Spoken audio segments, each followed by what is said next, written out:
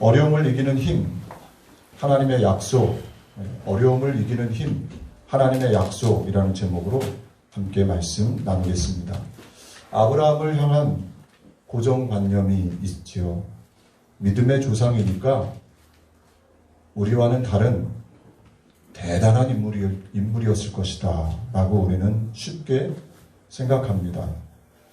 그러나 성경을 쭉 살펴보면 아브라함이 물론 위대한 믿음의 조상이지만 우리와 별반 다르지 않는 그런 사람이었음을 깨닫게 됩니다.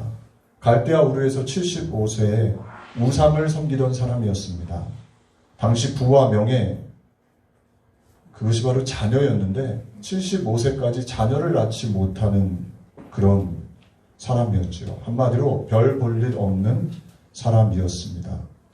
그가 위대한 하나님의 사람, 믿음의 조상이 될 수 있었던 비결은 그에게 있는 것이 아니라 하나님이 그를 부르셨고 하나님의 부르심 앞에 순종했기 때문입니다.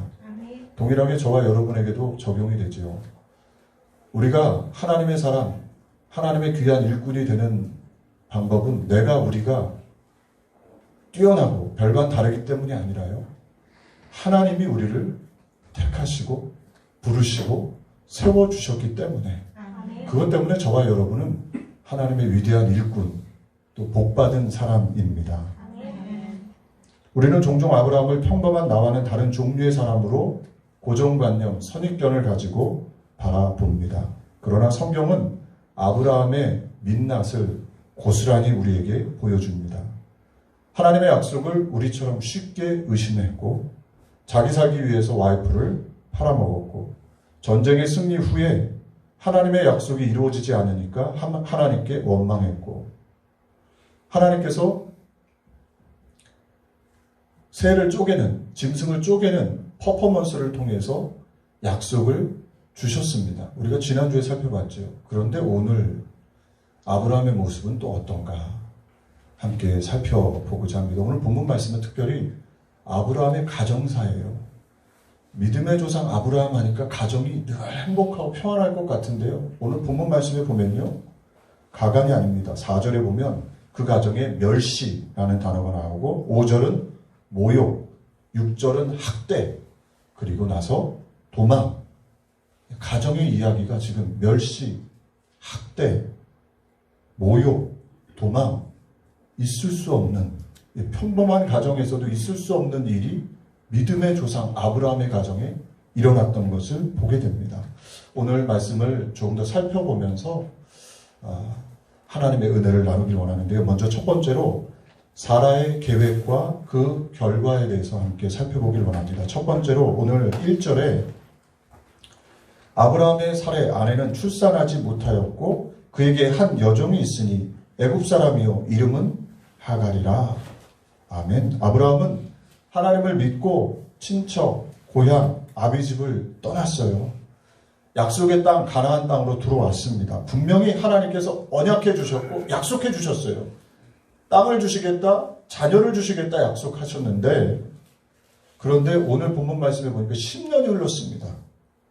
하나님께서 15장에 보면 짐승을 쪼개는 언약까지 퍼포먼스까지 해주셨는데 10년이 지나도록 약속과 현실에는 괴리감이 있는 것이죠. 하나님의 약속은 분명히 이루어지게 돼 있는데 다른 분도 아니고 하나님이 약속해 주셨는데 현실은 어때요? 자녀도 땅도 없는 겁니다. 이 괴리감이 일어난 거예요. 이 괴리감이 일어나니까 아무것도 이루어지지 않으니까 아브라함은 86세, 사레는 76세. 이 약속과 현실의 괴리감을 참다 못한 사레가 행동에 나선 것이지요. 사레 입장에서 큰 희생을 감수하는 계획 결단이었습니다.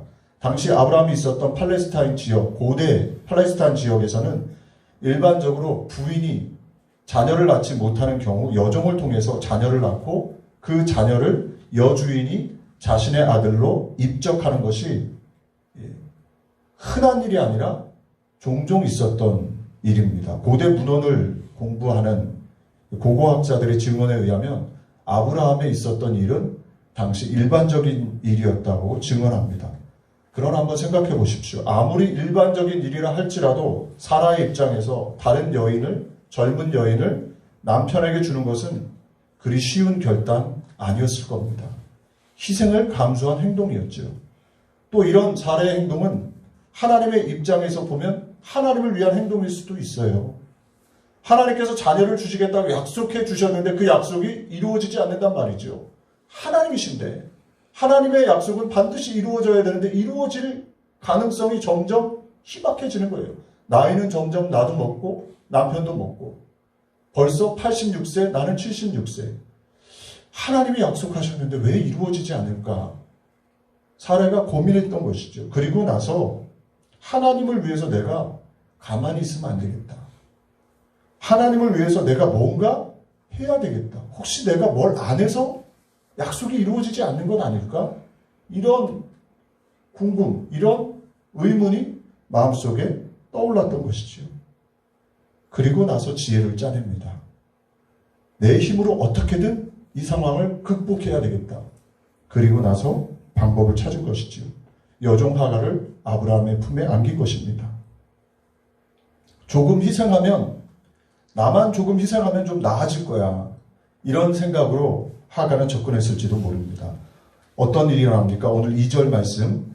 사라가 아브라함에게 이르되 여호와께서 내 출산을 허락하지 아니하셨으니 원하건대 내 여종에게 들어가라. 내가 혹 그로 말미암아 자녀를 얻을까 하노라 하매 아브라함이 사라의 말을 들으니라. 예, 아브라함은 참 착해요. 예, 참 착하게도 순순히 아내의 말을 듣고 그대로 행동합니다. 이 아브라함의 모습 또 사라의 모습은 창세기 3장에 나오는 아담과 하와의 모습과 굉장히 흡사합니다. 선악과를 하와가 따서 먹고 그리고 또 남편에게 아담에게 주지요. 아담은 그대로 그걸 또 아주 착한 남편들이죠. 아무 생각 없이 받아 먹습니다. 아브라함이 바로 그런 것이지요. 본인이 분명히 하나님 앞에 아브라함 본인이 하나님으로부터 약속을 받았습니다. 하나님을 만났고 또 숱한 기적의 역사들을 경험했잖아요. 믿음으로 318명 데리고 가서 사랑하는 조카 롯을 대분을 이끄는 아람왕 그돌라오멜 군대를 쳐서 밤에 야습해서 승리하는 그런 기적 능력도 경험했습니다. 그런데 어찌된 일인지 아브라함은 순한 양처럼 사라의 말에 순종해서 들어갔던 것이죠. 그리고 4절 말씀, 우리 4절 말씀 같이 합독해 볼까요? 아브라함이 하갈과 동침하였더니 하갈이 임신함에 그가 자기의 임신함을 알고 그의 여주인을 멸시한지라. 아멘. 여종 하갈로부터 사례가 받은 것은 멸시였다 말씀합니다. 아브라함이 하갈과 동참하니까 너무나도 분명하게 드러난 일이 있습니다. 그게 뭐냐면 아이를 낳지 못하는 책임이 누구에게 있다? 남편과 나에게 두들에게 있었는데 이제 하갈이 자녀를 낳으니까 고스란히 자녀를 낳지 못하는 책임은 와이프인 사례에게 돌아온 것이죠. 그것만이 아니라 여종이 아들을 낳고 나를 멸시하는 겁니다. 처음에는 사례가 어떤 마음이 들었을까요? 자신의 계획, 자신의 말대로 되니까 의기양양했을지도 모릅니다. 사례의 계획대로 되니까 그럼에도 불구하고 어떤 일이 났습니까? 오히려 사례에게는 고통과 아픔이 들어왔던 것이지요. 사례의 계획과 남편을 위한 나름대로의 노력, 어떻게 보면 하나님을 위한 노력이었을지도 모릅니다. 그런데 결과적으로 사례에게는 아픔이 돌아왔던 것이죠. 왜 이런 일이 납니까? 오늘 여기서 우리가 두 가지로 잠깐 신앙적인 유익을, 교훈을 얻을 수 있어요. 첫 번째로 신앙은요, 철저히 약속을 붙잡고 기다리는 것입니다. 신앙생활은 내 노력, 내 계획, 내 지식, 내 힘으로 하는 게 절대로 아니에요. 아브라함과 사례는 끝까지 약속을 꼭 붙잡고 기다려야 됨에도 불구하고 지금 현실과 약속과의 괴리감 때문에 행동을 했던 거예요. 사랑하는 교회 여러분, 신앙생활은요, 인내입니다. 기다림입니다. 약속을 붙잡고 기다려야 돼요. 버텨야 돼요. 그게 신앙의 힘입니다. 어떤 약속을 붙잡아야 될까요? 저는 말씀을 준비하면서 베드로전서 2장 9절 말씀이 떠올랐어요. 오직 너희는 택하신 족속의 왕같은 제사장이 거룩한 나라의 하나님의 소유된 백성이다. 근데 현실은 어때요? 우리가 왕 같습니까? 우리의 가정이? 제사장 같습니까? 택하신 족속, 그의 소유된 백성 같습니까? 우리의 가정, 우리의 경제적인 상황은 어때요? 말씀도 너무 괴리가 있죠. 우리 교회가 올해 든든히 서는 교회 이렇게 시작을 했어요. 기도하다가 하나님께서 마음속에 감동을 주셔서 표를 그렇게 정했단 말이에요. 그런데 어찌된 일인지 코로나 바이러스가 생겨가지고요. 교회가 3월부터 4월부터 온라인 예배 드렸죠. 곧 끝나겠지. 4, 5, 6, 7, 8 시간이 계속 흐릅니다. 현실과 약속은 괴리감이 있어요. 그때 우리가 어떻게 해야 됩니까? 포기하고 털썩 주저앉고 내 뜻대로 내 마음대로 할 게 아니라 끝까지 인내하고 기다리는 거죠. 하나님의 뜻이 있을 것이다. 하나님의 약속은 절대로 신실하고 완벽하다. 현실과 나의 상황과 조금 괴리감이 있지만 하나님은 신실해. 이게 바로 의예요. 아브라함이 가졌던 믿음이지요. 그런데 아브라함은 웬일인지 그 믿음을 속히 까먹고 사례의 말을 쫓아가게 된 것이지요. 사랑하는 교회 여러분, 저와 여러분의 삶도 마찬가지입니다. 약속을 붙잡아야 돼요. 비록 이래봬도, 저와 여러분이 비록 이래봬도 어렵고 힘든 삶이, 환경이 있다 할지라도 하나님께서 택하신 왕같은 사람들이에요. 제사장이에요. 하나님께서 택하신 하나님의 자녀, 그의 소유된 백성입니다. 이것을 붙잡는 거예요. 환경의 어려움이 다가올 때 낙심하고 좌절하고 원망하고 불평할 것이 아니라 꼭 붙잡고 믿음으로 버텨내는 거지요. 요셉이 감옥과 종살이 13년을 버텨냈어요. 그랬더니 하나님께서 그를 하나님의 때 애굽의 총리로 세우신 것이지요. 모세가 40년 완전히 모든 사람들에게 잊혀졌습니다. 미디안 광야에서 80세 40년을 그곳에서 버텨내니까 하나님이 찾아오셨어요. 저와 여러분의 삶에도 동일하게 적용됩니다. 우리가 기도하고 인내하고 버텨내면 하나님의 때에 하나님은 반드시 신실하셔서 완벽하셔서 하나님의 약속을 우리의 삶 속에 이루어 주시는 줄로 믿습니다. 아멘. 사례처럼 두 번째로 기도하지 않고 내 계획 행동하는 일들은요, 오히려 상황을 악화시킨다는 것을 저와 여러분은 꼭 기억해야 합니다. 아멘. 비록 하나님을 위한다는 명분 아래, 비록 내가 좀 희생하면 모두가 좋아질 거야 라는 생각으로 기도하지 않고 물어보지 않고 내 마음대로 내 뜻대로 하는 모든 행동들은 결국에는 더 상황을 악화시킵니다. 목회하면서 많이 깨달아요. 저도 이 부분에 많이 도전을 받습니다. 제 힘으로 뭔가 막 해보려고 하면요, 처음에는 뭔가 계획대로 되는 것 같은데 사례처럼 오히려 상황이 호전되는 게 아니라 더 악화되는 경우가 많더라고요. 사랑하는 교회 여러분, 우리가 하나님의 일을 할 때요, 또 신앙생활을 할 때 하나님께 자그마한 것까지 여쭤봐야 돼요. 이게 과연 하나님께서 기뻐하시는 겁니까? 하나님의 약속을 받고 그 약속을 이룰 때 자그마한 것까지도 기도하고 물을 수 있는, 아브라함과 사례가 묻고 기도했다면 기도했다는 내용이 없잖아요. 기도했다면 다른 길로 인도해 주셨을 거예요.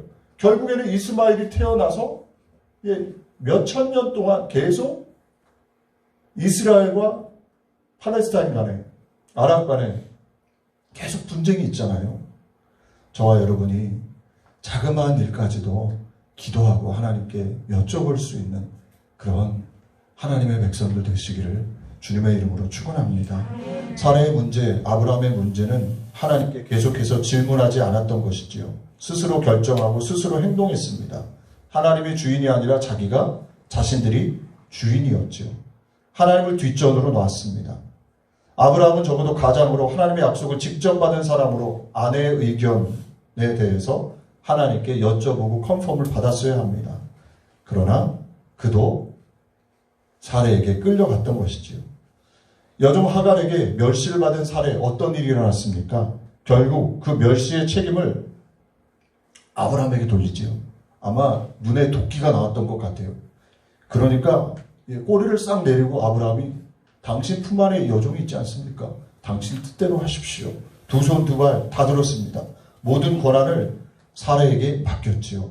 어떤 일이 일어났습니까? 5절, 6절 말씀입니다. 우리 5절, 6절 말씀 같이 합독할까요? 사례가 아브라함에게 이르되 내가 받은 모욕은 당신이 받아야 옳도다. 내가 나의 여종을 당신의 품에 두었거늘 그가 자기의 임신함을 알고 나를 멸시하니 당신과 나 사이에 여호와께서 판단하시기를 원하노라. 아브라함이 사례에게 이르되 당신의 여종은 당신의 수중에 있으니 당신의 눈에 좋을 대로 그에게 행하라 하매 사례가 하갈을 학대하였더니 하갈이 사례 앞에서 도망하였더라. 아멘. 하갈의 여주인을 향한 멸시, 그 멸시에 대한 대가로 사례의 하갈을 향한 학대, 가정에서 지금 멸시와 학대, 이게 일어난 거죠. 어떤 일이, 멸시와 학대 이후에는 어떤 일이 납니까? 결국에는 깨지는 건 아니겠어요? 파국을 낳게 되는 것이죠. 하갈은 결국 임신한 몸으로 광야로 도망하게 됩니다. 오늘 두 번째로 살펴볼 것이 하갈을 살피시는 하나님이에요. 임신한 여인이 아무도 없는 광야로 도망치면 10중 8구 목숨을 본인뿐만 아니라 아이도 잃게 되는 대단히 위험한 행동입니다. 그런데 지금 하갈은 견디다 못해 자기 생명뿐만 아니라 자신 몸속에 있는 아이의 생명까지 잃을 수 있는 위기 상황으로 갔던 것이에요. 그때 하나님께서 그 위기 상황 하갈에게 찾아와 주십니다. 그래서 오늘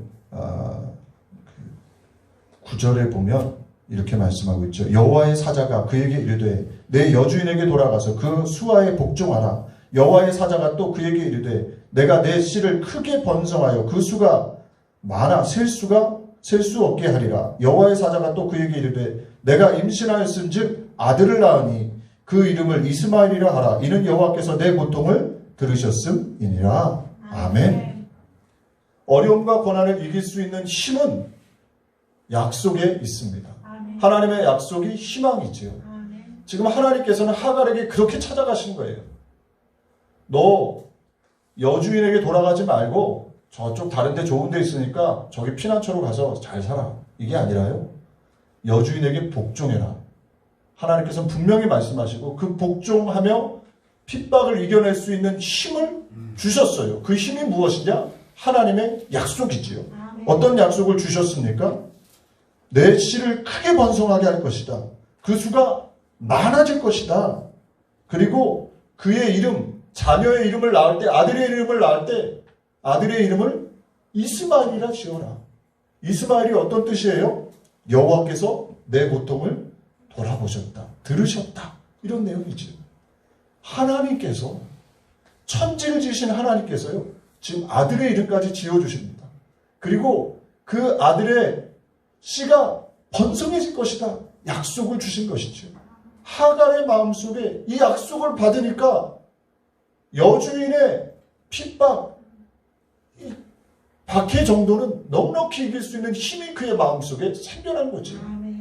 사랑하는 교회 여러분, 저와 여러분에게도 동일하게 우리가 어려움, 고난, 시련, 답답한 일들을 이겨낼 수 있는 방법은요. 하나님의 말씀, 약속을 우리의 마음에 듣는 거예요. 하나님이 나를 기억하신다. 이걸 깨달을 때, 이것이 내 마음속에 들려질 때 우리는 고난, 역경, 어려움을 이기게 되는 것이죠. 문제는 역경이 없기 때문이 아닙니다. 늘 역경이 있었어요. 문제는 뭐냐면 우리 안에 하나님이 희미해지기 때문이죠. 하나님의 약속이 희미해지고 하나님의 은혜가 희미해지고 우리의 마음에 예배를 드려도 감동이 없을 때 우리는 역경 앞에 쓰러지고 원망하고 불평하게 됩니다. 그러나 하나님의 약속이 말씀이 들려지면 그 말씀이 내가 너를 기억한다. 내 고통을 내가 들었다. 이스마엘이라는 이름을 부를 때마다 하갈은 아마 하나님, 나를 기억하시는 하나님, 나의 고통을 들으시는 그 하나님, 그분을 떠올렸을 거예요. 그러니까 고난, 역경쯤은 이겨낼 수가 있었던 것이지요. 할렐루야. 사랑하는 교회 여러분, 저와 여러분이 오늘 이 예배가 하나님의 음성을 듣는 예배가 되기를 주님의 이름으로 축원합니다. 어떻게 들으면 굉장히 좀 안 좋은 하나님의 음성이었을 수도 있어요. 오늘 12절에는 그가 사람 중에 들나귀 같이 되리니 그의 손이 모든 사람을 치겠고 모든 사람의 손이 그를 칠지며 그가 모든 형제와 대항해서 살리라 하니라. 아멘.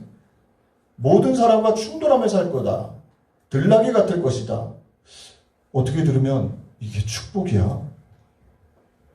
아니 무슨 저주야? 이렇게 들을 수 있는데요. 하갈의 입장에서 한번 생각해 보면 이것은 굉장한 큰 축복이었을 겁니다. 희망의 메시지였을 거예요. 지금 광야에서 죽느냐 사느냐예요. 나만 죽는 게 아니고 얘도 뱃속에 있는 아이도 죽을 수 있어요. 그런데 하나님이 말씀하시기를 내 씨가 많아질 거야. 이름을 지어. 그리고 그가 들나귀처럼, 들나귀가 어때요? 힘세잖아요. 그렇게 힘차게 자랄 거야. 그리고 내 형제, 그러니까 사레의 자녀들과 부딪히면서 사레에게 내 아들 빼앗기지 않고 따로 내가 키울 수 있다라는 희망의 메시지가 하갈에게 들려진 것이지요. 똑같은 메시지를 들어도 입장에 따라 전혀 다르게 들을 수가 있는 것입니다. 그 놀라운 하나님의 약속의 메시지가 하갈에게 들려진 것이지요. 할렐루야. 사랑하는 교회 여러분, 저와 여러분도 오늘 예배를 드리고 또 기도할 때 이 하나님의 약속이 우리의 마음에 다시금 처음 주님 만났을 때 들려졌던 그 메시지, 주님 만났을 때 하나님께서 주셨던 그 음성, 그것이 회복되는 은혜가 있기를 주님의 이름으로 축원합니다. 아멘. 제가 말씀을 준비하면서 나는 어떻게 주의 음성 약속이 들려졌었나 이런 생각을 좀 해봤어요. 전 대학원 다닐 때 하나님의 직접적인 음성은 아니고 대학원 다닐 때 저희 그 섬기던 교회 목사님이 제가 대학원생일 때 인사를 드리러 갔는데 뭐 자주 만나 뵐 수도 없는 교회가 워낙 크니까 근데 이 목사님 찾아뵙고 인사를 드렸는데 나오면서 악수를 해주시면서 아 하나님 앞에 좋은 종 되겠다 이렇게 칭찬을 해주셨어요. 이게 저에게는 하나님의 음성처럼 이렇게 들려지더라고요. 사랑하는 교회 여러분, 여러분들도 아마 하나님의 종을 통해서 내지는 말씀을 통해서 내지는 기도하다가 음성이 들려지신 그 음성들이 있을 거예요. 그걸 붙잡아야 합니다. 그게 회복돼야 돼요. 그리고 또 그런 음성을 못 들었다면 들어야 돼요. 그게 신앙생활이라는 것이죠. 그걸 붙잡고 나아갈 때 어려움, 고난, 시련이 해결되는 것들을 경험하며 믿음이, 신앙이 성장되는 것이고 그럴 때 우리가 주님을 전하고 증거할 수 있는 능력이 나오게 되는 줄로 믿습니다. 하나님과 하갈의 인격적인 만남. 우리는 주로 아브라함과 사라의 눈으로 하갈을 바라봅니다. 그래서 하갈을 생각할 때요, 하갈은 좀 육신을 대표하는 사람. 갈라디아서에 보면 사도 바울이 그 예표하잖아요. 하갈에게서 나는 자녀는 육의 자녀. 그러니까 육의 사람 하갈. 그렇게 우리가 선입견을 가지고 하갈을 바라볼 때가 있어요. 아브라함과 사라의 입장에서 못된 것. 이렇게 볼 수 있단 말이죠. 우리 주로 그렇게 많이들 보는데 여러분은 그렇게 안 보셨습니까? 저만 그런가 보네요. 저는 그렇게 주로 봤어요. 하갈을 볼 때 별로 그렇게 하갈 입장에서 생각을 해본 적이 많지 않았던 것 같아요. 그런데 한번 생각해 보세요. 하갈은 지금 광야에서 젊은 여인이 임신해서 거의 죽을 상황입니다. 그냥 내버려두면 죽게 돼 있어요. 그런데 그때 하나님이 찾아가신 거예요. 하나님께서는요, 늘 약자를 찾아가십니다. 주류가 아니라요, 비주류, 변두리 인생을 찾아가십니다. 예수님이 그러셨어요. 이 땅에 오셔서 주류, 종교 지도자들, 정치 지도자들에게 찾아가신 것이 아니라 가난하고 소외되고 병들고 약자이고 그리고 세리, 삭개오 같은 사람, 혈루병 앓는 여인, 사람들이 저주받았다고 생각하는 비주류, 변두리 인생을 찾아가셔서 그들을 만나주셨어요.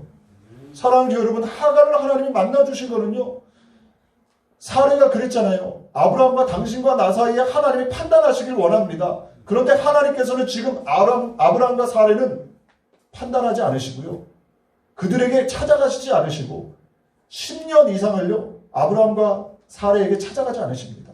그것으로 하나님이 판단하신 것이지요. 그리고 누구에게 찾아가셨어요? 소외된 비주류인 우리가 생각할 때 별로 주목되지 않았던 육의 사람이라고 생각했던 하갈에게 찾아가신 거예요. 변두리 인생이지요. 하갈이 어떻게 아브라함의 집에 있을 수 있었을까요? 하갈은 오늘 13절에 보면 하갈이 자기에게 이르신 여호와의 이름을 나를 살피시는 하나님이라 하였으니 이는 내가 어떻게 여기서 나를 살피시는 하나님을 배웠는고 함이라. 아멘.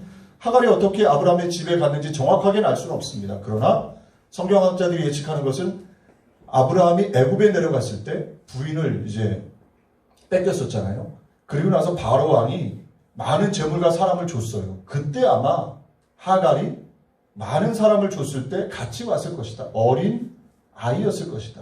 소녀였을 것이다. 그런데 시간이 흐르면서 이제 하갈이 자란 것이지요. 하갈 입장에서 어떻게 하나님을 바라봤을까요? 주인 아브라함의 하나님, 전쟁에서 승리하게 하시는 하나님, 참 좋으신 분이구나라는 것은 알았지만 나와는 상관이 없는 분으로 아마 여겼을지 몰라요. 그런데 그 하갈, 그 가정에서 가장 작은 하갈, 어떻게 보면 인정받지 못하는 여종인 하갈, 그 하갈에게 우리 하나님이 찾아가신 것이죠. 저와 여러분에게도 찾아오십니다. 우리가 스스로 내가 주류라고 생각하면 하나님은 오시지 않아요. 내가 스스로 생각할 때 연약하고 힘없고 내 마음이 비워졌을 때요. 하갈과 같이 비워졌을 때, 낮아졌을 때 우리 하나님 찾아오시는 거예요. 성경에 다 그런 내용 아닙니까? 잘났다고 생각하는 사람들, 스스로 옳다고 의롭다고 여기는 사람에게는 하나님이 주님이 찾아가지 않으셨어요. 그러나 부족하다고 느끼는 병자, 소외된 사람들에게는 찾아가신 것이지요. 이것이 바로 하나님의 은혜입니다. 하갈이 이렇게 성경에 주목받는 인물이 될 수 있었던, 그리고 아브라함도 믿음의 조상이 될 수 있었던 비결은 전적으로 하나님께 있어요. 그들에게 있는 게 아니에요. 하나님이 택하시고 하나님이 은혜 주셨기 때문이지요. 처음부터 위대한 인물이 나오는 것이 아닙니다. 우리는 아브라함을 생각할 때 흠없고 훌륭한 인물로 생각합니다. 그런데 성경을 자세히 읽어보면 아브라함은 별반 나와 우리와 차이가 없어요. 가정사를 보면요, 학대, 멸시, 도망, 있을 수 없는 단어들이 아브라함의 가정에 있었던 거지요. 하나님은 그때 어려움 속에 하갈을 찾아가신 것처럼 저와 여러분을 오늘 찾아오기를 원하세요. 아멘. 은혜 주시길 원하세요. 아멘. 저와 여러분이 이 저녁에 그 하나님을, 이 시간에 그 하나님을 바라보는 복된 시간이 되시기를 주님의 이름으로 축원합니다.